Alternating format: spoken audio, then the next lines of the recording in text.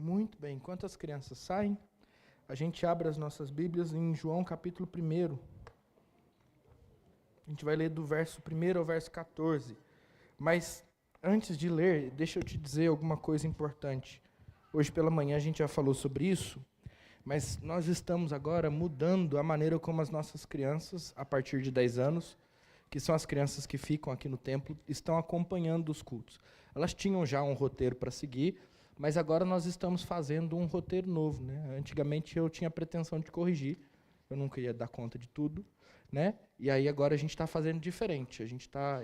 Eu estou formulando esse folhetinho, e aí você pode dar para o seu filho, se você ainda não pegou, tem lá atrás, na mesa lá de trás, para ele poder já acompanhar o culto de hoje. Eu imprimi a mais, porque lá na última página, a gente tem um roteiro de culto doméstico. Então, meu filho está lá embaixo, mas eu quero fazer um culto doméstico com eles. Então, você pode pegar lá no final e você pode seguir esse roteiro e fazer um culto doméstico com seus filhos, uma vez na semana, não arranca pedaço de ninguém, e vai ser uma bênção para a sua família. Tá bom? Eu acredito que com 15 minutos vocês conseguem fazer essa leitura e seguir esse roteiro para ter um tempo em família diante de Deus. Pastor, mas meus filhos já cresceram, eu posso fazer esse culto doméstico? Tu pode também. Acho que é uma bênção. E aí a gente vai disponibilizar o PDF disso aqui no grupo de aviso da igreja, tá? Mas só para avisar o seguinte, então os mais velhos pegam isso aqui todo domingo lá atrás e guardam em casa. Os pais acompanham para ver se eles fizeram corretamente aqui as atividades, para ver se eles entenderam o sermão, e guardam, porque no fim do ano, quem tiver mais desses aqui preenchidos, a gente vai poder premiar para que a gente possa, então, como eu diria, incentivar, obrigado, a voz da consciência aqui do lado, incentivar aqueles que estão aqui a acompanharem o culto de uma maneira mais completa e não apenas de corpo presente, tá bom? Então, ajude nisso, ore pelo seu filho, acompanhe seu filho, incentive seu filho. Sempre vai ter um desenho para pintar, sempre vai ter uma palavra cruzada, um caça-palavras. Eles vão precisar ler o texto para poder preencher. Então, eles estão fazendo enquanto a gente está conversando aqui. E é assim mesmo que as coisas funcionam, tá bom? Eles vão aprendendo nessa dinâmica. Ok? Então, vamos ler o texto bíblico de hoje, João capítulo 1, do verso 1 ao verso 14. Nós oramos e meditamos nas Escrituras. No princípio era o Verbo, e o Verbo estava com Deus, e o Verbo era Deus. Ele estava com Deus, ou estava no princípio com Deus. Todas as coisas foram feitas por ele, e sem ele, nada do que foi feito se fez. A vida estava nele, e a vida era a luz dos homens. A luz resplandece nas trevas, e as trevas não prevaleceram contra ela. Houve um homem enviado por Deus, e o nome dele era João. Este veio como testemunha para testificar a respeito da luz, para que todos viessem a crer por meio dele. Ele não era a luz, mas veio para dar testemunho da luz, a verdadeira luz que, vinda ao mundo, ilumina toda a humanidade. O Verbo estava no mundo, o mundo foi feito por meio dele, mas o mundo não o conheceu. Veio para o que era seu, e os seus não o receberam, mas a todos quanto receberam, deu-lhes o poder de serem feitos filhos de Deus, a saber, aos que creem no seu nome, os quais não nasceram do sangue, nem da vontade da carne, nem da vontade do homem, mas de Deus.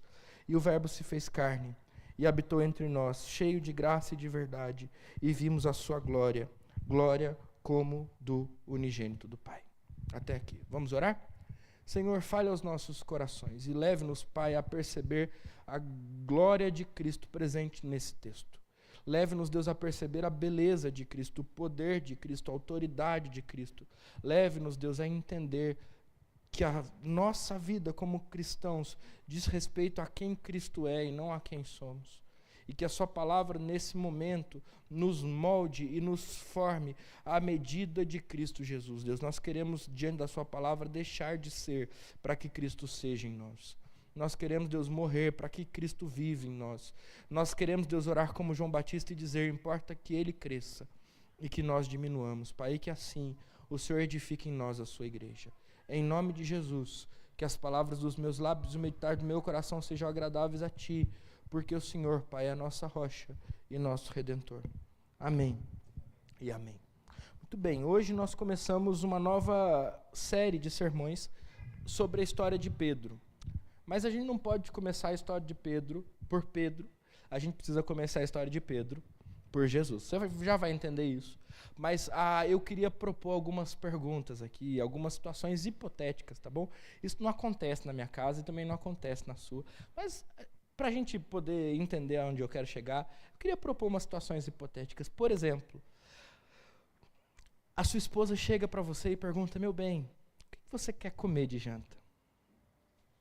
Qual é a resposta certa para isso? Porque, o que, Aline? Qualquer coisa é a resposta certa, a Aline está dizendo. Mas vamos supor que você tenha respondido, nossa, naquela inocência boa, sabe, de quem responde a pergunta de pronto, eu quero comer bife com batata frita. Essa é a resposta certa? Depende. Porque se ela já tiver temperado o bife, cortado as batatas, com certeza essa é a resposta certa. Mas se ela tiver feito um frango cozido, com umas batatas cozidas no meio, um arroz bem sequinho, para comer com aquele caldinho gostoso, meu querido irmão, você errou a resposta. Nesse caso, é melhor você dizer assim: meu amor, você cozinha tão bem, eu como o que você fizer. Essa resposta sempre dá certo. O que eu quero dizer com isso é que as perguntas, elas precisam ser respondidas de maneira correta. E se a gente não responde as perguntas de maneira correta, pode ser que a gente se dê mal no fim do dia, não é verdade? Pode ser que o nosso bife esteja um pouquinho salgado demais. Ou a nossa batata é brincadeira. Isso não acontece nas nossas casas. Mas eu queria propor outra questão. A gente já entendeu a partir dessa brincadeira primeira que as perguntas, elas precisam ser respondidas. E as perguntas precisam ser respondidas corretamente. Mas a gente também precisa entender que existem perguntas que são mais importantes do que outras, né? Você responder: meu amor, eu tô bonita hoje, e se você vê que ela tá lá com a camisa amassada, ou qualquer coisa assim, você vai dizer: sim, meu amor. Mas se você disser não, aí ela vai talvez ficar brava com você. Se você for honesto, dizer: não, meu amor, olha só, é melhor você trocar essa camisa. Pode ser que alguma coisa te aconteça, mas como existem perguntas que são mais importantes que a outra, e meus irmãos, briguem comigo não, que daqui a pouco eu vou me redimir, tá bom? Pode ser, como existem perguntas mais importantes do que outras, se no dia do seu casamento, quando o pastor perguntasse: e aí, fulaninho, você aceita a ciclana como sua legítima esposa, você dissesse não, é bem provável que aquele casamento se tornasse um funeral. Porque existem perguntas que são mais importantes do que outras. E você até pode errar a resposta do estou bonita hoje, ou o que você quer comer na janta, meu amor, mas você não pode errar a pergunta: você aceita a fulana como sua legítima esposa? Porque existem perguntas que são mais importantes do que outras. Não é verdade? Mas para as mulheres não ficarem bravas comigo, deixa eu contar uma história que acontece de verdade. Aconteceu lá em casa, no dia do nosso casamento, para ensinar uma terceira coisa, ou para dizer uma terceira coisa para vocês. Eu me lembro do dia em que nós nos casamos, eu me lembro da Marina, da maneira como ela estava, eu me lembro do vestido dela, eu me lembro do brinco que ela usava, eu também me lembro da cor do batom que ela usava. E ela entrou assim, deslumbrante. E se eu pudesse voltar no tempo, eu gostaria que isso acontecesse, porque quando ela chegou no altar, a primeira coisa que eu queria dizer para ela: meu amor, você está linda. Mas não foi isso que aconteceu. Porque quando ela chegou no altar, não foi uma pergunta que eu respondi, mas a primeira coisa que eu disse para ela foi assim: meu amor, seu dente está sujo. De batom, por isso que eu lembro da cor do batom. Depois de um tempo, eu percebi que eu podia ter ajudado, porque assim, a gente estava casando, iam tirar fotos, e nas fotos ia aparecer o dente sujo dela, eu só queria cuidar da minha esposa. Mas depois, com a maturidade do casamento, eu percebi que eu podia dizer: meu amor, você está deslumbrante, mas vem cá, deixa eu limpar o seu dente. Porque não apenas as respostas das perguntas importam, e não apenas as perguntas mais importantes precisam ser respondidas primeiro, mas à luz disso eu quero dizer a vocês que nós precisamos responder as perguntas ou tratar as coisas numa certa ordem. Eu não posso dizer que o dente está sujo sem antes dizer que está bonita. Eu não posso responder determinada pergunta sem antes responder outra. E a questão talvez seja: existem perguntas que são mais importantes, e essas perguntas mais importantes precisam ser respondidas primeiro. Quando ela me perguntar o que eu quero comer para o jantar, eu vou responder para ela: o que você está pensando? É mais importante saber o que ela está pensando do que comer o que eu quero, não é verdade? Ela diz, então eu estou um pouco cansada hoje, então vamos pedir uma pizza? Resposta certa. Mas perceba, a primeira coisa que eu tive que fazer foi responder a uma pergunta mais importante. Você está disposta a cozinhar? Não, mas o dinheiro está curto, é outra pergunta importante. Você não quer que eu faça? Percebe, existem perguntas que são mais importantes e que precisam ser respondidas primeiro. Mas pastor, onde é que você quer chegar? Brincando com vocês dessa maneira, eu quero chegar num ponto em que a gente percebe o fato de que nós, muitas vezes, no mundo em que nós vivemos, estamos respondendo perguntas erradas, na ordem errada. Porque, vamos fazer uma recapitulação aqui do que eu disse até aqui, brincando com vocês. Primeiro, nós precisamos aprender a responder as perguntas de maneira correta. Mas para responder as perguntas de maneira correta, nós precisamos saber a importância das perguntas. E aí, sabendo a importância das perguntas, nós precisamos respondê-las em ordem de importância. Quando eu penso no mundo que a gente está vivendo, me parece que a pergunta mais importante a ser respondida é: quem sou eu? Quem sou eu? Isso é um problema. Porque esse mundo que a gente chama, ou que jaz numa cosmovisão, numa visão de mundo que a gente chama de terapêutica humanista, centrada no homem. Esse papo de nerd é complicado, então deixa eu dizer. Esse mundo que gira em torno do nosso umbigo, fez mais sentido? Leva a gente a achar que a pergunta de R$1 milhão que precisa ser respondida para que a gente encontre a felicidade é: quem somos nós? E aí me parece que muitos de nós estão, muitas vezes, perdidos, porque não sabem responder corretamente essa pergunta. O que você quer para jantar? Essa é fácil de responder, não é? E quem é você?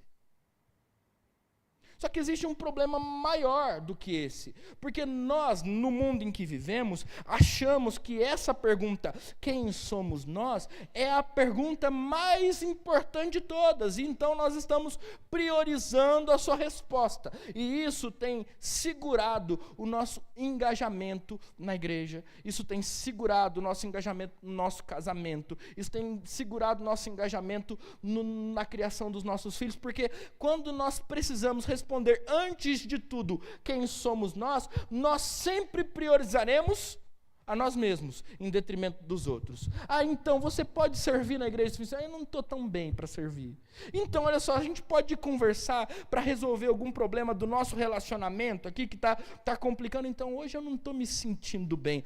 Então, mas meu amor, o nosso filho, ele está com problemas na escola, e matemática é você quem sabe. Então, olha só, eu estou meio perdido existencialmente aqui, eu não vou poder ajudá-lo, porque esse negócio de não saber quem eu sou direito, de não me encontrar, me tirou toda a energia, e eu não consigo mais educar o meu filho. Você percebe o problema disso?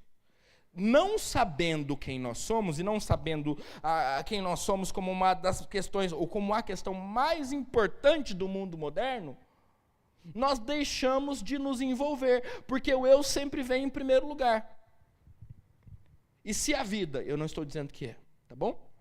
Se a vida é uma busca por quem eu sou, e essa é a única pergunta que eu procuro responder, sabe quando é que eu vou viver? Nunca. Porque alguns já disseram que a gente é uma metamorfose ambulante. E que preferem ser essa metamorfose ambulante. Não estou dizendo que a gente é na igreja, tá bom? Estou dizendo que para essa cosmovisão humanamente centrada, terapêutica, onde a gente é o que a gente quer ser, onde a gente é o que nos faz bem, que a gente tem que seguir o nosso coração e de acordo com os nossos sentimentos, a gente nunca vai chegar em lugar nenhum. Porque a gente vive mudando de personalidade. É só, para aproveitar a piada aqui, fazer a barba e cortar o cabelo. E talvez isso explique um pouco essa luta da juventude dos nossos tempos de tentar encontrar a sua identidade na sua sexualidade. E aí a gente começa a criar um movimento de ideologia de gênero que parece que o alfabeto inteiro não vai dar conta dele. Começou com LGBT, Entrou o Q, o I, o A, e já botaram o mais para dizer, nós não damos conta de descrever as possíveis identidades baseadas na sexualidade que a juventude quer assumir. Esse é o problema da gente achar que a pergunta quem sou eu é a pergunta da vida. É a pergunta mais importante que a gente vai fazer. E muito dos nossos problemas emocionais vêm do fato de que, de fato, a gente acredita, ficou difícil isso, né? Vem do fato de que realmente a gente acredita, melhorou, que essa é a pergunta da nossa vida, quem é você? E sabe como é que isso se reflete na igreja? Qual que é a pergunta mais importante para a gente responder aqui, já que a gente está num ano que a gente vai falar de liderança o tempo todo? Qual é o seu lugar? Quais são os seus dons? Onde é que você pode servir? Aí a gente vai te dar uma lista de dons para você identificar a área em que você... Não, gente, essa não é a pergunta mais importante aqui dentro da igreja. Porque diferente dessa visão humanista centrada no homem, onde a nossa identidade é tudo o que nos resta e tudo o que nos importa, e aí a gente adoece, deprime, angustia, fica ansioso porque a gente não consegue se encaixar e se encontrar, a palavra de Deus nos convida a fazer uma pergunta que é mais importante do que essa. E adivinha qual é essa pergunta? Quem é? Jesus. Porque a nossa identidade como discípulos de Cristo vem da identidade de Cristo. E nós, segundo João Calvino, só descobriremos quem somos de fato quando descobrirmos quem Deus é. Então a pergunta mais importante para nós, enquanto lá fora todos querem responder quem sou eu, a pergunta mais importante para nós é quem é Jesus. Porque quem é Jesus define quem nós somos. Porque não é isso que nós estamos aqui para fazer, nós não estamos aqui como discípulos de Cristo, querendo ser cada vez mais parecidos com Cristo, não é essa a razão da nossa existência, não é esse o motivo da nossa adoração, do nosso culto. Quando nós estamos reunidos aqui para adorar a Cristo, nós não estamos dizendo o Senhor é o Deus dos nossos corações, o Senhor é o dono das nossas vidas, e é o Senhor quem tem o direito de dizer quem nós somos, é o Senhor quem tem o direito de dizer o que nós fazemos, é o Senhor quem tem o direito de dizer o quanto viveremos, o Senhor é quem tem o direito de dizer onde é que nós trabalharemos, porque o Senhor é o Deus da terra, e nós somos seus filhos amados. O Senhor é o dono de todas as coisas, e nós somos seus servos. Então quem o Senhor é mais importante do que quem nós somos. E aí, antes de entrar no texto, eu só quero te provocar um pouco. Porque talvez você esteja aqui, preocupado demais com quem você é, e preocupado de menos com quem Cristo é. Preocupado demais com onde é que você vai servir para afirmar o seu valor. E preocupado de menos em como é que você pode sumir para que Cristo apareça em você. Preocupado demais com as suas coisas e preocupado de menos com as coisas de Deus. Então eu quero te convidar a uma resposta a esse mundo que busca responder à pergunta quem sou eu? Procurando nas Escrituras responder à pergunta quem é Jesus? Porque tudo o que nós somos a partir de Cristo. E se nós encontrarmos a Cristo, nós nos encontraremos. Entende isso? Faz sentido isso para você? Resolve um pouco das suas angústias e das suas dores, porque, de fato, às vezes você não se reconhece no espelho. Mas saber que Cristo não muda, que nele não há sombra de mudança, que ele permanece o mesmo porque é fiel e revela a glória de um Cristo eterno, de um Deus eterno, que também, por sua vez, não tem sombra de mudança em si mesmo, não te traz consolo e conforto? Não saber o que você pode fazer por você no amanhã que se aproxima. mas ao mesmo tempo olhar para um Deus que tem derramado as suas misericórdias e renovado as suas misericórdias por nós e pelo seu povo a cada manhã, não é conforto suficiente? Porque se não é, talvez você esteja muito mais preocupado com quem você é do que com quem é Jesus. Quando eu olho para o texto que a gente leu, eu percebo João começando o seu evangelho respondendo exatamente essa pergunta. Ele começa dizendo: no princípio era o verbo, e o verbo estava com Deus, e o verbo era Deus. Ele estava com Deus no princípio, e todas as coisas foram feitas por ele, e sem ele nada do que foi feito se fez. Quem é Jesus? Em primeiro lugar, para João, Jesus é o verbo. Essa expressão, o verbo, vem do grego logos, que também pode ser traduzida por palavra. A palavra que era Deus, que estava com Deus e estava no princípio, através da qual todas as coisas foram feitas, agora identificada com Jesus. E quando a gente pensa um pouco nisso, a gente pensa um pouco na possibilidade, ou nas possibilidades, alguns vão dizer, da interpretação desse texto. E aí eu quero te explicar, porque pode ser que você tenha ouvido alguma coisa que não é compatível com a interpretação que de fato a gente deve assumir diante desse texto. Pode ser que você tenha ouvido alguém dizer: porque lá na filosofia grega alguém procurava o princípio criador, e aí vem João e diz: olha, Jesus é o princípio criador, baseado na filosofia grega. Aí você pode ter ouvido dizer também: porque lá para João os gnósticos dominavam aquele tempo, e então quando João fala que Jesus é a palavra, ele está dizendo que Jesus é aquele que encarna toda a expressão da revelação. Mas espera aí, só um pouquinho, que também não é isso.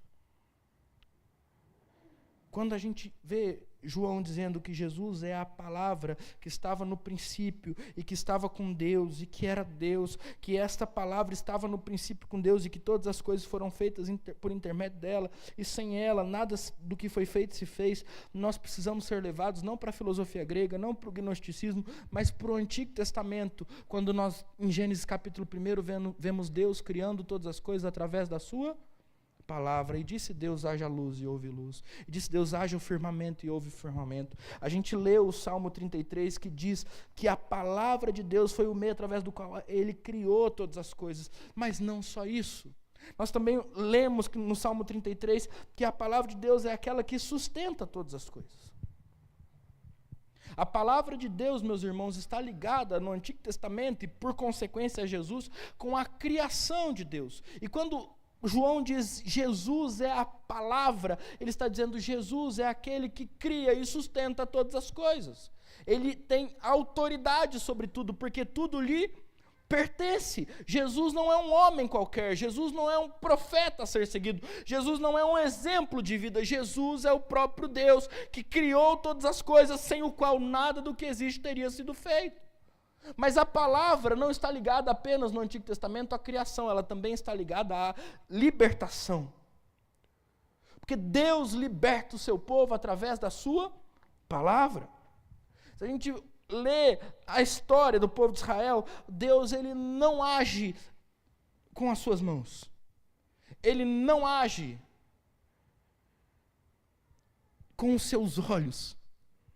Ele age através da sua palavra, ele ordena, e as coisas acontecem não apenas para que elas sejam criadas, mas para que o povo de Deus seja liberto. Ele liberta o seu povo através da sua palavra. Ele levanta, por exemplo, Moisés e Arão para que estes falem em seu nome, e falando em seu nome libertem o povo de Israel. Ele levanta profetas para que estes, no exílio, também proclamem a sua palavra, e proclamando a sua palavra, reúnam as ovelhas de Israel. Deus é um Deus que não apenas cria através da palavra, mas liberta através da palavra. E quando Deus fala na história do povo de Israel, ele fala para libertar o povo. E dizer que Jesus é a palavra é dizer que Jesus não é apenas o Criador que tem autoridade sobre todas as coisas, mas é também dizer que Ele é o libertador, aquele que garante a liberdade do povo de Deus, a liberdade do pecado, a liberdade do cativeiro, a liberdade do inferno, a liberdade do mal, a liberdade de todas as cadeias que antes nos prendiam, mas que agora não tem mais poder sobre nós. E esse é Jesus. Mas Jesus não é apenas a palavra porque cria e tem autoridade sobre a criação. Ele não é apenas a palavra porque liberta e tem autoridade sobre aqueles que ele libertou. Mas ele é também a palavra porque ele revela. Todos os profetas que vão falar a respeito de Deus, eles têm uma fórmula para dizer. Eles dizem, assim diz o Senhor. O Deus que fala, revela a sua vontade através da palavra. Se a gente se lembrar de Hebreus, capítulo 1, versículo 3. Cristo é a expressão exata do ser de Deus. E se nós queremos conhecer a Deus, nós precisamos olhar para Cristo e ver Cristo revelado, e ver Cristo revelando o Deus de Israel. Cristo não é a palavra apenas porque Ele cria. Ele não é a palavra apenas porque Ele liberta, mas Ele é a palavra porque Ele revela. E se alguém quer conhecer a Deus, este alguém precisa conhecer a Cristo. Não é à toa que quando Jesus no Evangelho de João vai se revelar aos seus discípulos, Ele faz o uso por 7 vezes, se eu não estou enganado, minha cabeça pode estar me traindo agora, da expressão, eu sou. Ele diz, eu sou o pão da vida. Ele diz, eu sou a ressurreição e a vida. Ele diz, eu sou o caminho, a verdade e a vida. Ele diz, eu sou o bom pastor. Ele diz alguns outros, eu sou a videira. Eu sou a porta. E quando Jesus diz eu sou, ele está usando aquela expressão usada pelo próprio Deus no Êxodo, quando Moisés pergunta, e se me perguntarem o seu nome, o que eu direi ao povo de Israel? E Deus responde, diga que o eu sou o que sou te enviou. É interessante porque se, por exemplo, a gente ler João, capítulo 8, versículo 58, aquela conversa que Jesus está tendo com os fariseus, depois da situação da mulher adúltera, que nós lemos mais cedo, Jesus diz a eles no final daquele capítulo, em verdade lhes digo, que antes que Abraão existisse, eu sou. E com isso Jesus está se identificando com o próprio Deus. Se você quiser um pouco mais, quando você lê, por exemplo, João capítulo 10, versículo 30, Jesus está dizendo, eu e o Pai somos um. E para que você entenda a importância de tudo isso, João capítulo 14, versículo 6, não 16, Jesus diz, eu sou o caminho, a verdade e a vida. Ninguém vai ao Pai, senão por mim. No princípio era o Verbo. E o Verbo estava com Deus. E o Verbo era Deus. Todas as coisas foram feitas por intermédio dele. E sem ele, nada do que foi feito se fez. Jesus é o Verbo. Jesus é o próprio Deus. Criador, libertador, revelador de sua glória. Jesus é o próprio Deus, salvador do seu povo, que à medida em que se mostra a nós, nos conduz à presença santa do Pai. Ele é, e Ele basta a si mesmo. Você entende a importância disso? Porque pode parecer teórico demais isso, né? Mas é muito importante a gente entender isso. Por quê? Porque eu e você, para que nós nos definamos, nós sempre vamos precisar do outro. Já parou para pensar nisso? Quem é você, João? Eu sou o pastor da Pipa, então eu já preciso de vocês para me definir. Eu sou o marido da Marina, pronto, precisei de outra pessoa. Eu sou o pai da Nina e da Clara, precisei de mais pessoas. Mas eu não quero usar, eu sou filho da da Mércia e do Luiz Carlos, neto da Marta e do Noé. Quem é você? Me diz uma definição que você pode dar a seu respeito que não leve em consideração outra pessoa. Me diga. Nós somos tão quebrados e falhos que nós não conseguimos ser em nós mesmos. Não é verdade isso? E a nossa vida sem outro, ela não encontra sentido. A vida encontra sentido para nós na comunidade, na família, na vocação, na igreja. Mas Jesus é aquele que é, antes de Abraão, antes de qualquer outro, é aquele que não depende de ninguém para ser, é aquele que tem a sua existência afirmada antes de todas as coisas, antes que tudo existisse, ele é. E ele não precisa de você para ser feliz. Ele não precisa de mim para ser feliz. Ele não precisa de mim, de você para ser Deus. Jesus é Deus, independente de qualquer coisa. Antes de que todas as coisas fossem criadas, Ele é Deus. E a existência de Jesus, ela pode e precisa ser afirmada dessa maneira, para que nós tenhamos segurança em algo que não depende de ninguém para ser. O problema da gente depender uns dos outros aqui, é que nós falhamos, nós caímos. Nem sempre nós estamos bem, e as coisas acontecem dessa maneira, mas quando nós aprendemos a depender de Jesus, Jesus simplesmente é, e nele não há sombra de dúvidas e de mudanças.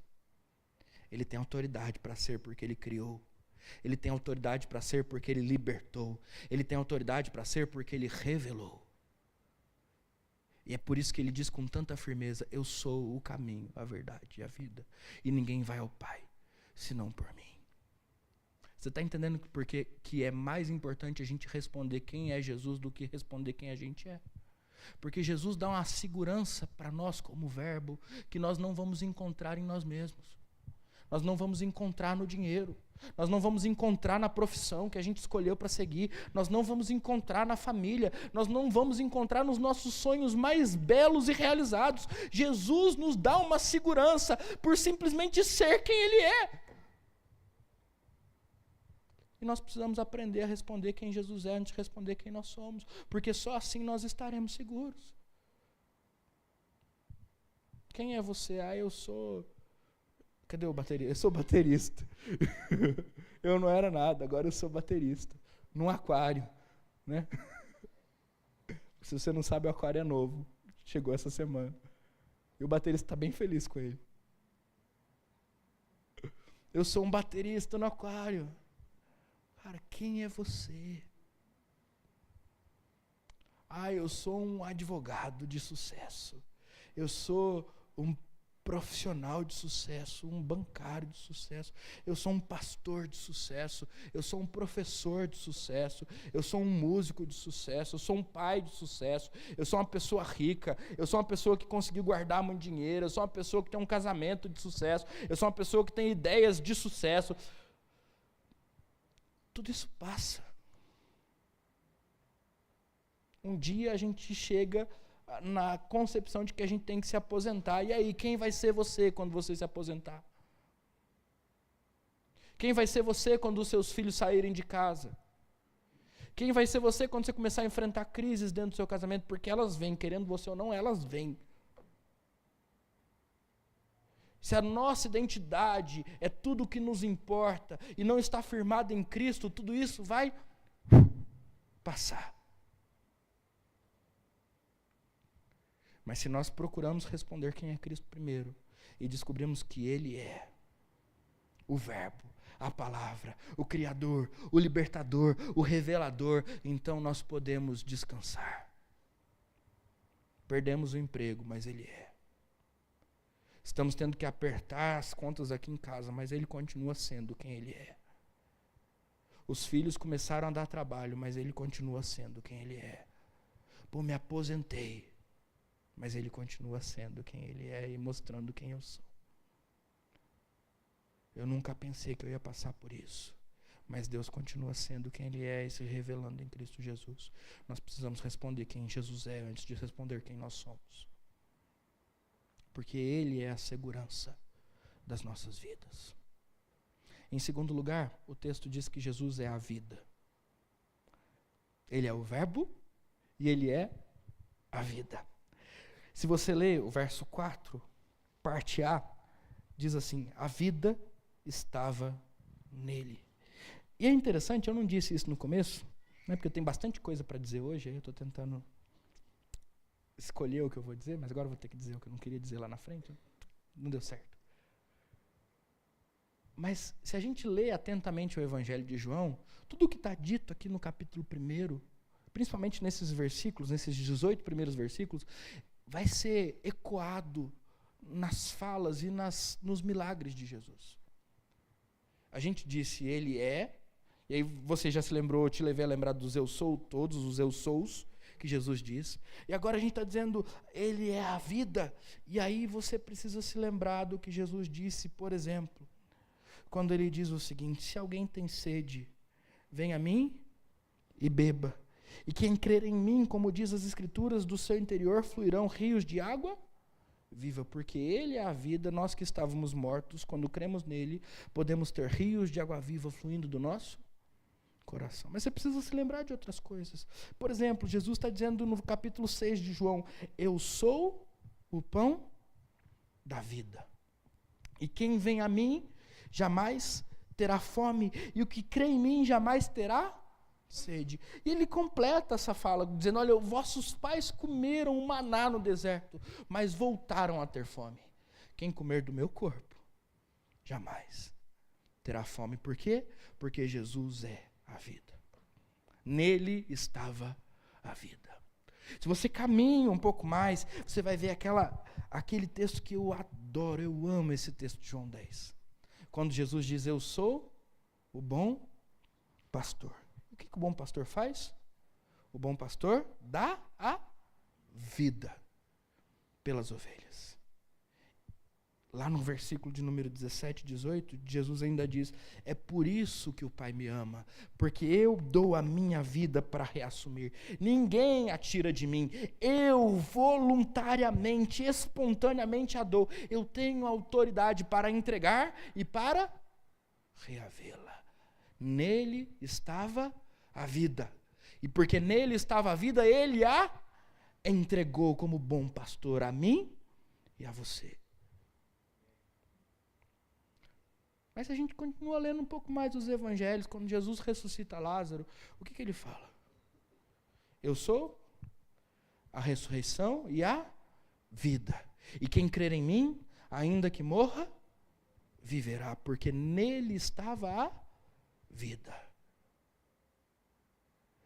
Então nós podemos passar todo o evangelho de João vendo Jesus trazer vida para aqueles que estão mortos, vendo Jesus dar a vida por aqueles que estão espiritualmente mortos, vendo Jesus devolver a alegria da vida para aqueles que estavam isolados como um cego, ou como a mulher do fluxo de sangue, ou como os leprosos, e como os paralíticos, todos aqueles que ao se encontrarem com Jesus, receberam a vida, porque nele estava a vida, e a vida era a luz dos homens. Jesus não é apenas o nosso lugar seguro por ser o verbo, mas ele é o nosso lugar seguro, a âncora da nossa alma, a verdade a nosso respeito, porque sem ele nós estamos mortos. Lembra de Efésios capítulo 2? Nós estávamos mortos em nossos delitos e pecados, andando segundo o curso desse mundo, como filhos da desobediência, éramos conhecidos, como filhos da ira. Mas ele, com o grande amor que nos amou, nos deu vida em Cristo Jesus. E juntamente com ele nos ressuscitou para uma viva esperança. Jesus é a vida, nele estava a vida, e nós só podemos viver em Jesus. E aqui eu queria parar de novo para aplicar essa verdade ao seu coração, porque, de novo, a gente tem um problema muito grande nos nossos dias. A gente acha que vida é prazer. Só que muitas vezes prazer é morte. Eu não estou dizendo do prazer mundano, não. Às vezes, sabe o prazer de botar os pés para cima e descansar no domingo assistindo Faustão? Uma coisa que você não está fazendo, quer dizer, Faustão você não está assistindo já há algum tempo, né? Mas assistindo Luciano Huck, né? Aquela beleza que passa na televisão e que te convida todo domingo quando você está com a preguiça de vir para o culto. Às vezes a gente acha que isso é que é vida. Ó que beleza, domingo aqui, ó, domingão gostoso. Assistir o time do meu coração perder ou ganhar. Mas se for o Atlético, ganhou, se for o resto, perdeu. Mas deixa para lá essa história. Assistir o time do meu coração ganhar ou perder, e agora eu vou descansar para amanhã começar a semana bem. Já fui na escola dominical, já fui na igreja, já cumpri meu propósito da semana, já agradeci a Deus, agora eu vou botar as pernas. Aí a gente fala, isso é que é vida. Só que na verdade isso é morte. Porque o domingo, como o dia do Senhor, nos convida a descansar no fato de que Cristo ressuscitou. E o nosso verdadeiro descanso não está no sofá assistindo Luciano Huck. O nosso verdadeiro descanso está onde? Na presença de Cristo Jesus. Com os meus irmãos em Cristo Jesus. Sendo conduzido pelo Espírito de Cristo à adoração ao Pai. É aqui que nós descansamos. É aqui que nós renovamos a vida. É aqui que nós encontramos sentido para a vida. Não tem sentido numa vida vivida na frente da televisão. Não tem sentido num descanso que é buscado na frente da televisão. Não tem sentido, mas às vezes a gente acha que lá está a vida. Às vezes a gente acha que o sentido, ou a vida em si, está no prazer, no tempo que a gente gasta com a nossa família, ainda que esse tempo seja gasto longe da presença do Senhor. Ainda que esse tempo seja gasto para incentivar os nossos filhos a fazerem coisas que não agradam ao Senhor. Filho, aprende aqui com o papai o que é a vida. Aí você está ensinando seu filho a amar o dinheiro. Aí você está ensinando seu filho a amar coisas caras. Aí você está ensinando seu filho a amar um monte de coisa que não faz sentido. Porque antes você não ensinou a amar a Deus acima de todas as coisas. Eu não estou dizendo que você não pode ensinar seu filho coisas boas, tá bom? Eu não estou dizendo que você não pode compartilhar um gosto que você tem, por mais que ele seja caro com o seu filho. Não é isso que eu estou dizendo. Mas quando você faz isso, você precisa ter a consciência de que nisso não está a vida. A vida não está em ter um carro legal. A vida não está em, depois você briga comigo, andar de jet ski no lago. A vida não está em passar um fim de semana num parque. A vida não está em surfar, né, Samuel? A vida não está em surfar. A vida não está em fazer um churrasco todo sábado e todo domingo e reunir a família. A vida não está nisso, por mais que isso pareça muito legal. Eu não estou dizendo do prazer do carnaval, não. Estou dizendo desses prazeres que nós muitas vezes gostamos de ter e muitas vezes enganados dizemos, ali está a vida. A vida não está ali. A vida está em Cristo. E a gente pode reunir nossa família toda semana para comer um churrasco. Mas se Cristo não está ali no meio, a vida não está ali também. A gente pode fazer viagens e viagens e viagens, conhecer países e lugares, o Brasil inteiro, o estado de São Paulo, a região de Atibaia. Faça o que você quiser fazer, mas saiba que se Cristo não estiver ali, não tem vida nisso. Você não vai ser feliz. Quem é você? Eu sou alguém que viajou 50 países antes dos 30 anos. Que legal, tem um monte de gente na internet assim, já viu? Que aí vai lá no Instagram dessa pessoa, tem um monte de bandeirinha de país, assim, uma enfileirada atrás da outra. Uma ostentação danada daquilo que as pessoas acham que é a vida. E que na verdade não é nada. Que a vida não está nos países que Cristo criou. A vida está no Cristo que criou todo mundo. Quem é você? Eu sou uma pessoa que tem não sei quantos diplomas. Eu sou uma pessoa que ganhou não sei quantos prêmios, que já se apresentou em não sei quantas orquestras. Sou uma pessoa que já fez isso, já fez aquilo outro. Eu sou uma pessoa que, olha só, já conquistou tudo isso aqui. Então quer dizer que você é uma pessoa morta. Porque se Cristo não está em você, você não vive. Nele estava a vida. E é por isso que a gente precisa responder quem é Jesus antes de responder quem nós somos. Porque se a gente não fizer isso, a gente vai buscar a vida em outros lugares. Se a gente não fizer isso, a gente vai achar que um almoço todo fim de semana com os nossos filhos que vêm de longe para nos alegrar o coração é vida. E a gente está trocando a eternidade por isso. A gente vai achar que viagens que são deliciosas e servem para o nosso descanso são de fato a vida, e a gente de novo está trocando a eternidade na presença de Deus por uma vida fajuta, falsa. Como diz lá em Minas, mais falsa que nota de 3. Jesus é o verbo, a nossa segurança. Jesus é a vida, a âncora da nossa alma. Jesus é a luz, o texto diz. Nele estava a vida, e a vida era a luz dos homens. A luz resplandece nas trevas, e as trevas não prevaleceram contra ela. É interessante, porque se você vai pensar nessa história de luz e trevas no mundo grego, você vai pensar em luz e trevas como coisas que são opostas, não é verdade? Mas pensa no texto bíblico, como é que luz e trevas são? No princípio, criou Deus os céus e a terra. A terra, porém, era sem forma e vazia, o Espírito de Deus pairava sobre a face do abismo. E disse Deus, haja luz. e houve luz. E quando houve luz, as trevas acabaram. Trevas e luz no texto bíblico não são coisas opostas. Trevas são é a realidade que é experimentada sem a presença e a palavra de Deus. Luz é a realidade que é experimentada quando Deus está presente.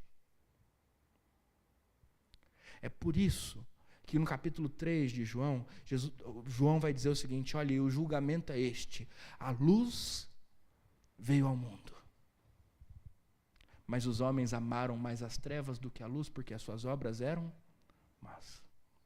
O que ele quer dizer com isso? Que Jesus, a luz do mundo, chegou.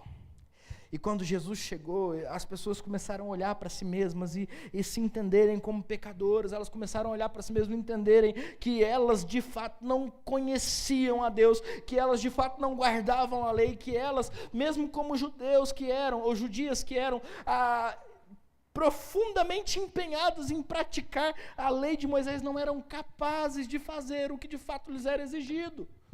E quando essas pessoas olharam para a luz que é Jesus e depois olharam para si mesmas, elas ficaram apavoradas, porque já não sabiam mais onde esconder os seus pecados. E qual é a escolha que elas tomaram? Voltaram para as trevas e se esconderam, porque as suas obras eram más.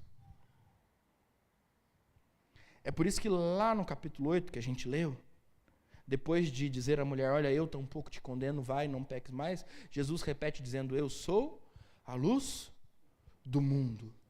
Porque Jesus tinha acabado de desvendar os olhos da mulher, permitindo que ela visse o seu pecado. Quando a gente fala da luz, ou de Jesus como a luz, a gente não está falando de uma realidade que está oposta às trevas. Nós estamos falando de uma realidade que está acima dela. E esse mundo de trevas um dia vai ruir quando a glória de Cristo brilhar sobre nós.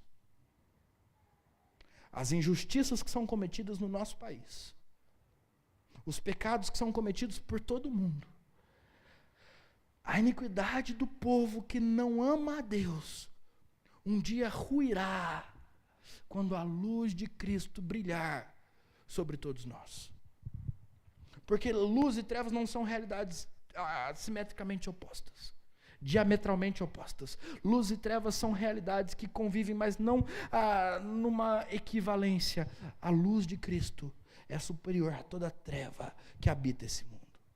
E é por isso que quando o reino de Cristo chega em algum lugar, com a luz de Cristo brilhando, as trevas batem em retirada. E quem quer se esconder vai com ela. Você entende isso? Você entende o que quer dizer que Jesus é a luz?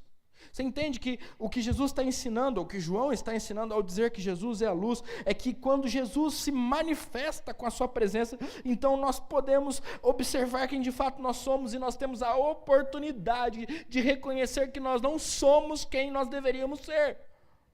Nós temos a oportunidade de reconhecer os nossos pecados. Nós temos a oportunidade de reconhecer que nós passamos longe de acertar aquilo que Deus espera de nós. Porque Ele é a luz. E nós vivíamos antes de Cristo onde? Nas trevas. Sabe qual é o problema? De responder só quem nós somos, sem responder quem Cristo é? É a gente achar que a gente é bom o suficiente. Porque nas trevas, sabe o que acontece? A gente não consegue se enxergar direito. E a gente acha que é bom porque a gente conseguiu manter o nosso casamento aos trancos e barrancos até agora. A gente acha que é bom porque a gente conseguiu dar uma formação para o nosso filho. A gente acha que é bom porque a gente tem uma carreira bem sucedida. A gente acha que a gente é bom porque a gente serve na igreja. A gente acha que a gente é bom porque a gente tem uma história para nos guardar. Mas a gente não consegue enxergar nas trevas do quem eu sou, sem quem é Cristo, toda a nossa podridão. É por isso que a gente precisa dizer quem é Cristo para depois dizer quem nós somos. Porque quando Cristo brilha, aí a gente vai se enxergar de verdade. Aí a gente vai conseguir dizer: opa, eu não sou tudo aquilo que eu pensava que era. Opa, também não sou um bom marido, e não sou um bom pai, e não sou, porque eu não sou nada. A luz de Cristo nas trevas que eu habito mostram que eu não sou ninguém. Mostram que eu tenho a capacidade de destruir a minha vida, não de construí-la. Mostram que se dependesse de mim, meu casamento já estaria acabado. Se dependesse de mim, meus filhos já estariam todos mal criados. E se não fosse a graça de Jesus sobre mim, brilhando com a sua luz sobre os meus pecados, iluminando a minha casa, iluminando a minha vida, iluminando, no meu caso, o meu ministério pastoral, ou essa igreja, eu estaria perdido.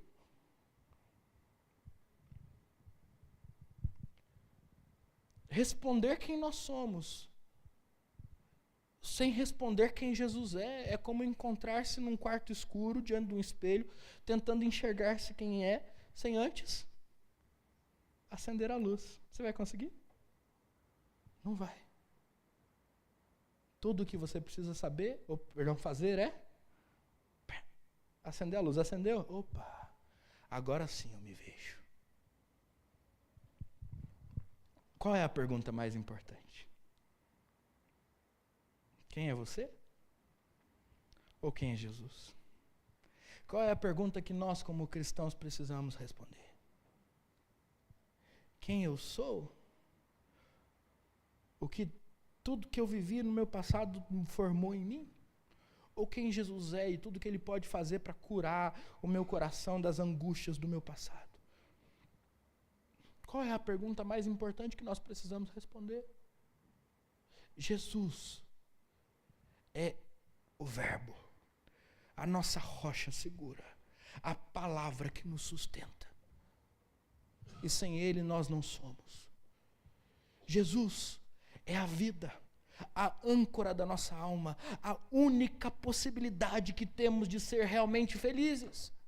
Jesus é a luz que brilha sobre as trevas do nosso viver e nos mostra quem realmente somos. A única possibilidade de termos uma opinião verdadeira e sóbria a nosso respeito é a partir da resposta a respeito de quem é Jesus.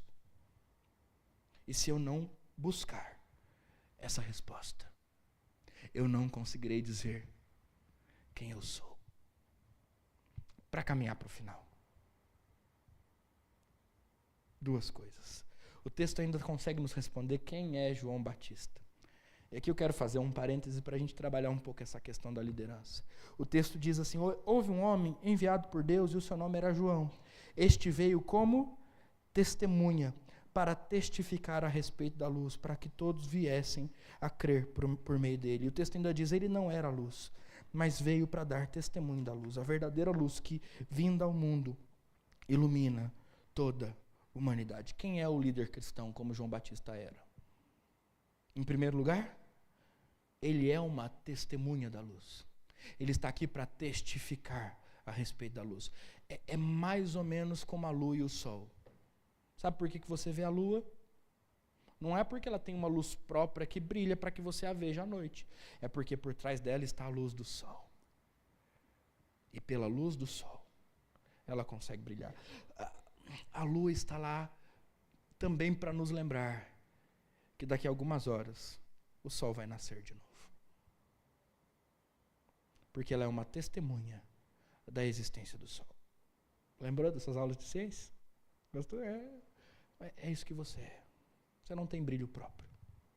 Você não tem ideias próprias. Você não tem força própria. Você não tem motivação própria.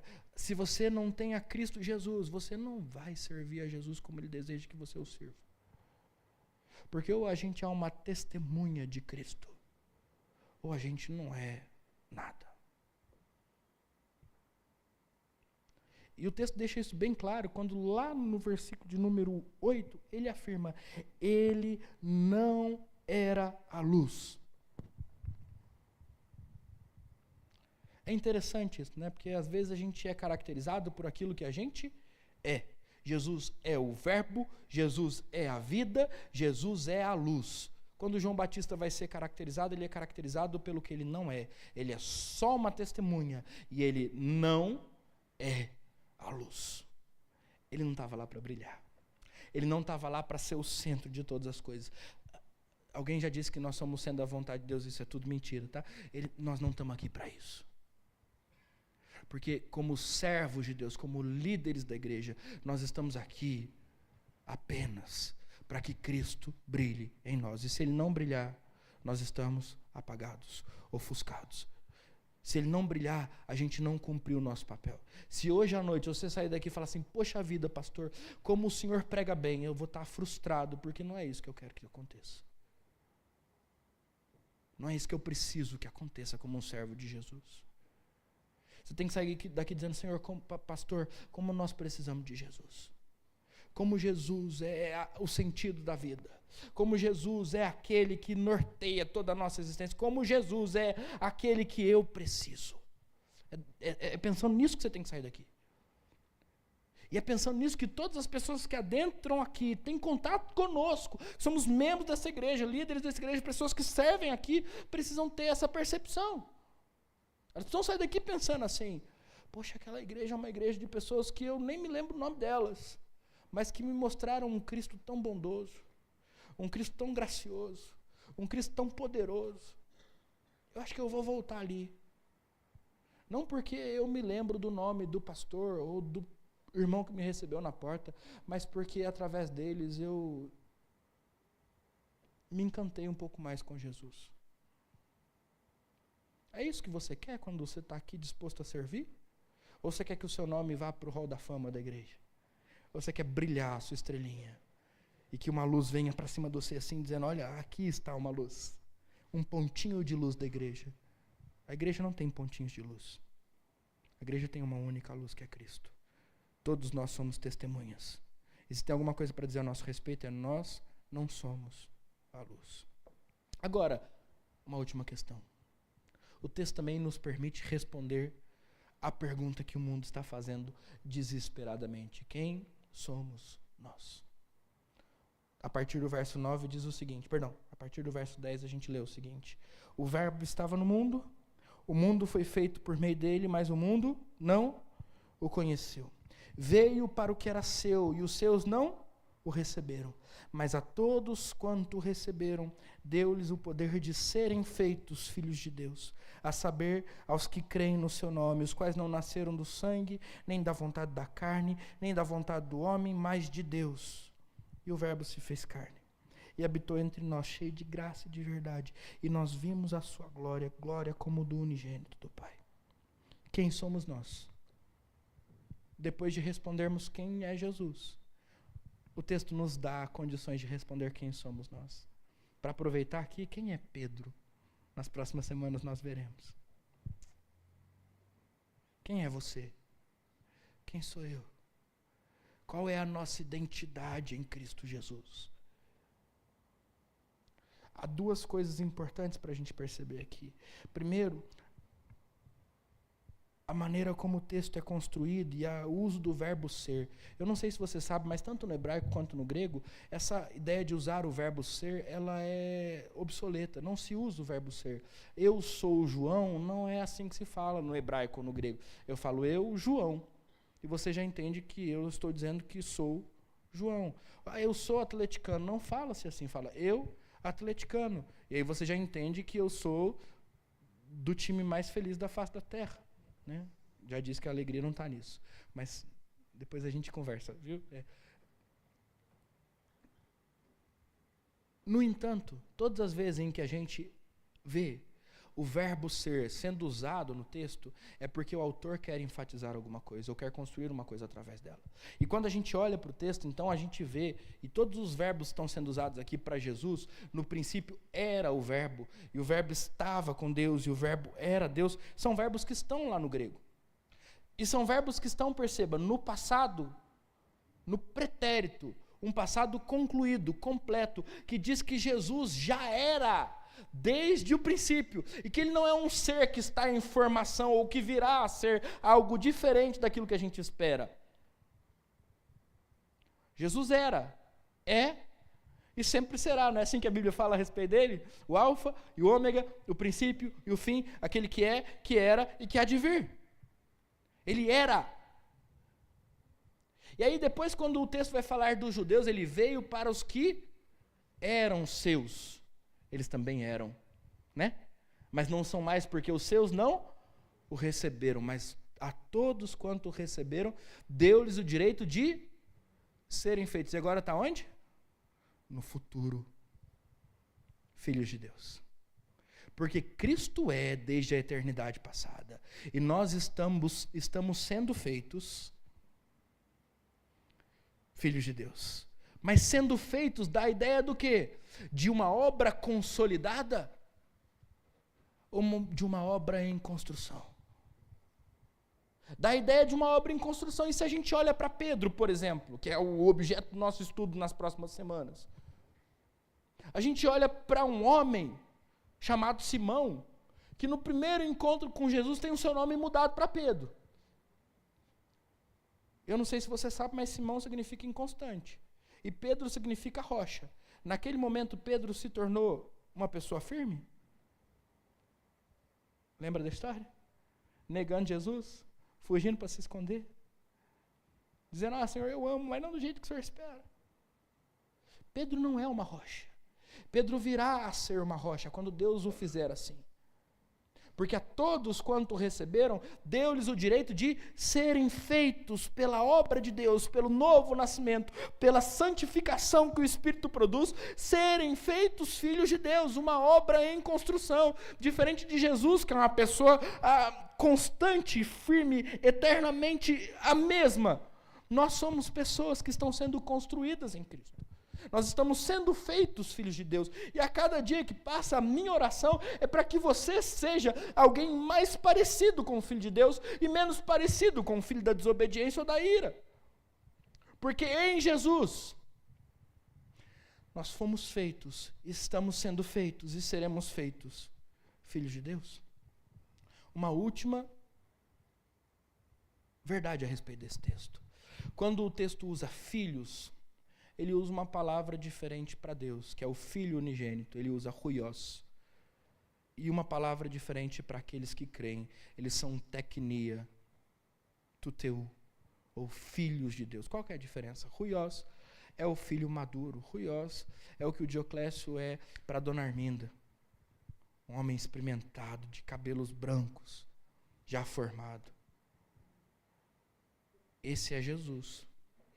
Alguém que não precisa mais crescer. Alguém que já chegou na estatura da sua idade. Alguém que está completo em si mesmo.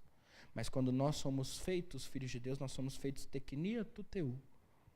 Teknia é a Nina para mim. Uma criança em formação. Talvez a melhor imagem seria Clara, uma bebê de colo em formação. E perceba de novo. O que uma criança precisa diante de Deus?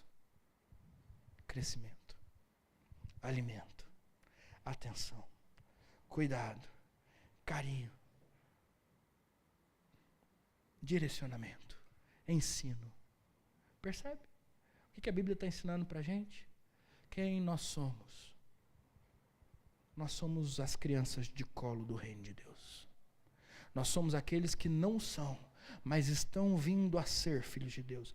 Não no sentido de que a salvação é algo que nós vamos conquistar lá na frente. Não, a salvação já nos foi conquistada em Cristo. Mas ainda, como João vai dizer no capítulo 1 da sua carta, ainda, no capítulo 1, mentira, lá na sua primeira carta, ainda não nos revelaram o que haveremos de ser.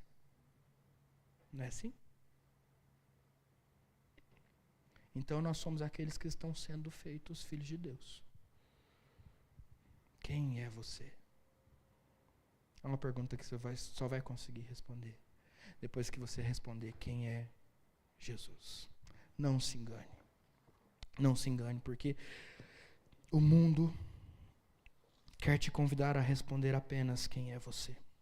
O mundo quer que você responda quem é você à luz dos seus impulsos sexuais, à luz da sua história familiar. Ele quer te convidar a responder quem é você à luz da sua vida profissional, à luz das suas realizações pessoais. Ele quer te convidar a responder quem é você à luz da sua conta bancária. Mas com Deus não é assim. Deus quer te perguntar quem é Jesus, para depois te perguntar quem é você. Porque em Jesus as suas dívidas foram pagas. Não estou dizendo das dívidas do banco, estou dizendo dos seus pecados. Em Jesus, aí você precisa pagar as suas dívidas do banco, né? E aí você vai pagar como um filho de Deus. Isso é uma bênção. Em Jesus, o seu passado foi cancelado. Em Jesus, os seus traumas da infância podem ser curados. Em Jesus, os seus impulsos sexuais podem ser controlados. Em Jesus, independente daquilo que você sinta ou pense sentir a seu respeito, todos nós somos feitos apenas uma coisa: filhos de Deus. E no reino de Jesus, todos aqueles que creem no seu nome são chamados filhos de Deus. Qual é a minha oração? A minha oração é para que nós sejamos levados à compreensão de quem Jesus é para nós. Para que então nós consigamos responder quem nós somos para Deus. Você não vai ser feliz sem responder a primeira pergunta. Você não vai conseguir uma resposta adequada sem responder a primeira pergunta. Lembra da besteira que eu fiz no dia do meu casamento. Se eu dissesse, você está maravilhosa, depois eu podia dizer, seu dente está sujo. Mas eu não fiz assim. Não responda quem é você antes de responder quem é Jesus. Não viva uma vida independente, autônoma, sem fé, sem crer. Porque você precisa de Jesus. Você precisa de crer. E quando você crer, você vai se tornar um filho de Deus. E todas as suas questões existenciais estarão resolvidas. Parece besta. Parece simples demais. Mas completa. Mas salva. Restaura. Liberta. Traz vida. Traz luz. Traz firmeza. Que Deus te abençoe. E que Ele te responda quem você é, a partir de quem Cristo é. Quero orar com você. Abaixe sua cabeça. Feche seus olhos. Senhor, obrigado. Porque aqui entre nós está aquele que é mais importante que qualquer um de nós.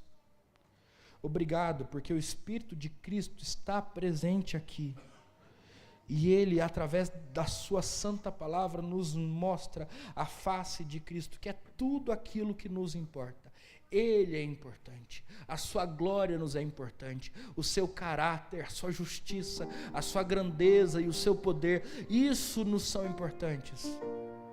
A sua luz que brilha sobre nós, a vida que Ele nos dá, a rocha que Ele é disso que nós precisamos, Pai. Nós não precisamos, num primeiro momento, revisitar o nosso passado e fazer as pazes com ele. Nós não precisamos de mais dinheiro, nós não precisamos de um emprego novo. Senhor, nós não precisamos de prosperidade. Senhor, nós não precisamos de bênção. Nós precisamos de Cristo. E é isso que nós queremos declarar nessa noite. Porque tudo que nós somos em Cristo Jesus. E não há outro nome pelo qual importa que sejamos salvos, senão o nome de Jesus. Não há outro que tenha palavras de vida eterna como Jesus as tem. E nós somos aqueles que têm visto e crido que Ele é o Filho de Deus. E por isso nós aqui estamos. Pai, em nome de Jesus, eu quero orar por todos os meus irmãos que aqui se encontram. E eu quero clamar, Deus, para que o Teu Santo Espírito incomode o coração daqueles que de alguma maneira têm tentado responder a pergunta sobre quem eles são, sem responder a pergunta sobre quem Jesus é. E têm cometido erros graves, Pai. Têm se destruído numa vida de pecado, porque estão buscando a si mesmos sem antes buscarem a Ti. Porque estão tentando se entender como criaturas sem antes conhecer o Criador. Porque estão tentando se entender como aqueles que foram criados para adorar sem encontrar o Deus que é o objetivo, o objeto da nossa adoração. Pai, quebranta esses corações. Pai, demonstra a esses corações a necessidade de um arrependimento verdadeiro, onde eles deixam de olhar para si mesmos e passam a olhar para a sua glória revelada em Cristo Jesus. Pai, em nome de Jesus, nós oramos pedindo que o Senhor dê a eles da sua presença, que o Senhor dê a eles do seu santo incômodo, para que eles sejam transformados pela revelação de quem Cristo é, o Verbo, a vida, a luz. Pai, a todos nós que vivemos nessa tensão entre conhecermos a Cristo e abandonarmos esse conhecimento. Alimenta a nossa fé, sustenta o nosso coração e não nos permita, Deus, nos conhecermos por outros olhos que não sejam os olhos de Cristo Jesus. Pai, que a luz que Cristo é brilhe sobre as nossas vidas, iluminando a nossa mente, abrindo os nossos olhos, permitindo-nos, Pai, enxergar quem de fato nós somos, os nossos pecados, as nossas falhas, as nossas fraquezas, Deus, permitindo-nos enxergar, Deus, a dependência que temos de Ti, permitindo-nos, Pai, enxergar que sem Ti não somos nada e nada podemos fazer. Pai, gere em nós a reação correta diante da sua glória, que nós saibamos nos colocar no nosso devido lugar como testemunhas, aqueles que não são a luz, mas que porque creem no seu nome, receberam o dom da fé, foram feitos, estão sendo feitos filhos de Deus, amados por Ti, em Cristo Jesus. Em nome dele nós oramos. E para a glória dele nós oramos, Pai. Amém. E amém. Amém.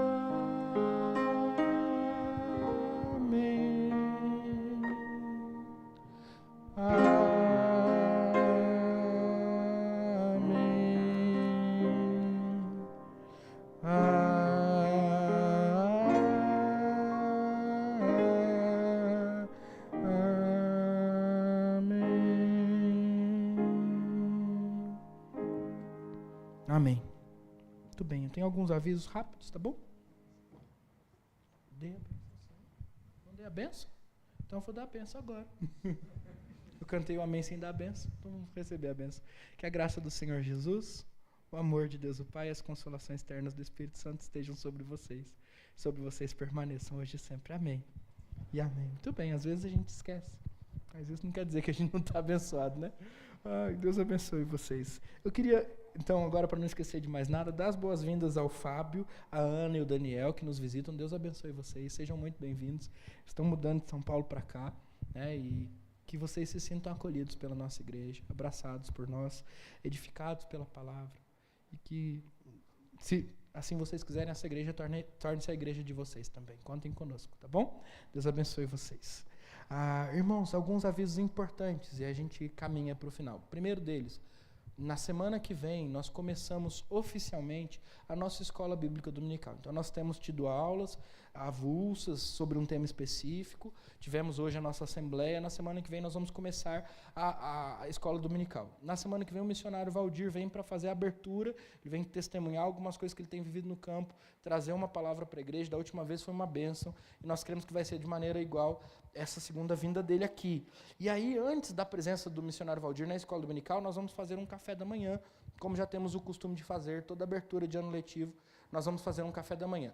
Lá na mesa, lá atrás, onde você pegou esse negócio aqui para o seu filho, lá na mesa, atrás dessa fileira de bancos aqui, tem um papel onde você pode colocar o seu nome e quantas pessoas da sua casa vão vir. Qual é a ideia? A gente saber mais ou menos quantas pessoas vêm, e aí a gente não vai mais conseguir controlar isso com o tanto de gente que a gente tem, cada um de nós vai trazer alguma coisa de casa para a gente tomar um café junto, tá bom? A igreja vai comprar os pães, fazer mais uma frescura ou outra aí para a gente comer também, mas aí a gente vai fazer esse lanche coletivo. Não precisa trazer muito, mas lembrando que a Aline uma vez nos ensinou, né? A gente conhece melhor as pessoas quando a gente prova o tempero delas.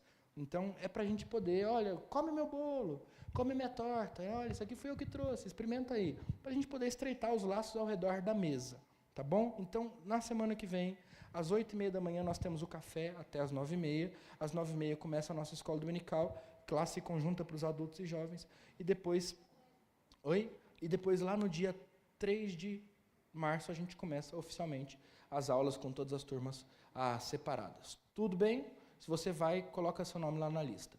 Segundo aviso, no sábado que vem, nós temos o encontro das crianças aqui na igreja, às 2h30 da tarde. Crianças de todas as idades. Nós vamos começar a experimentar um pouco das histórias da Páscoa. E aí, quando eu estou tentando não falar o que vai acontecer, porque elas precisam dessa surpresa, mas quando eu digo experimentar, você entenda experimentar. A gente vai fazer uma coisa muito legal com as nossas crianças.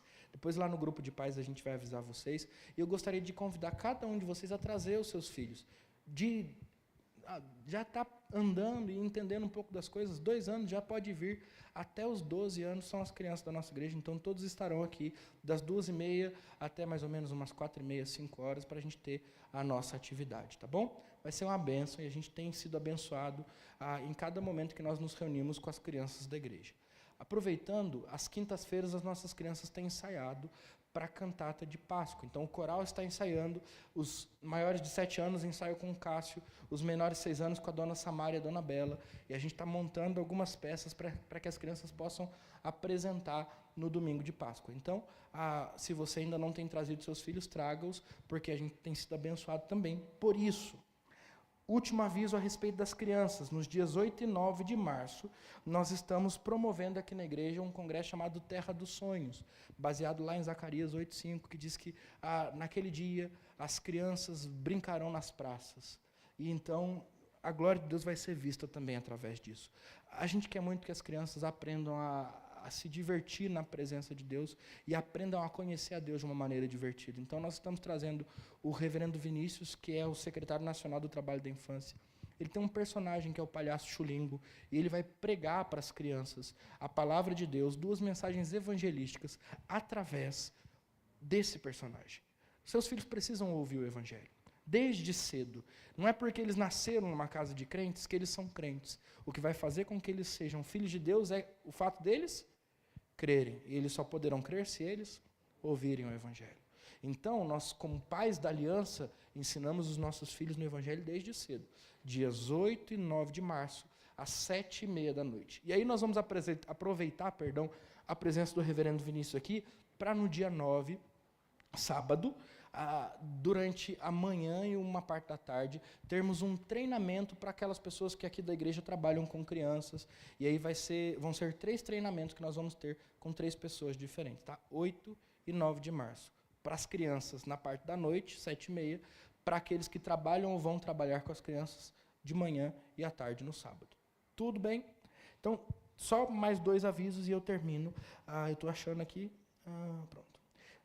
Amanhã nós vamos ter aqui na igreja, às 7h30, a reunião de oração com as mulheres. Então, se você é mulher, se você deseja orar com as irmãs, amanhã às 7h30 nós estamos reunidos aqui para buscar a Deus em oração.